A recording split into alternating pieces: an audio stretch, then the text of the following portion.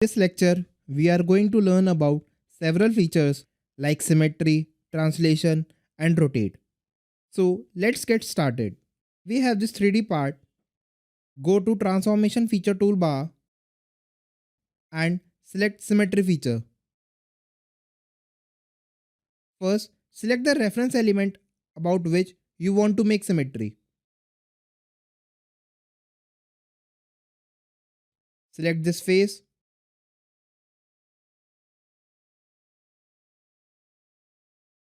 OK. So here is our symmetry part. Again select symmetry. Yes. Select reference element of face. Select this edge. OK. Now you can see that the symmetry of the part is created about the selected edge. Again select symmetry. This time select this point. OK. So here is our symmetry part. Again select symmetry. This time select this point. OK. So here is our symmetry part. This time we have this 3D part. Go to transformation feature toolbar and select translation. Yes.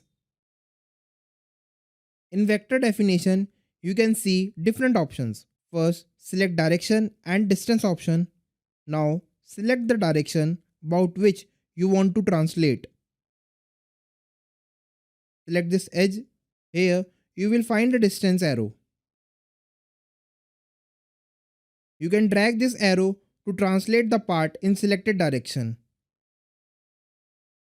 You can also give a distance from here. Give 90 mm. Now, you can see that the part is moved 90 mm in selected direction. This time select point to point option. First select start point. Select this point. Now select the end point. Now you can see that the part is moved to the selected end point. Again select translation. This time select coordinate option. Now give x, y, z coordinate about which you want to move the part. Give 100 mm in x direction, 150 mm in y direction,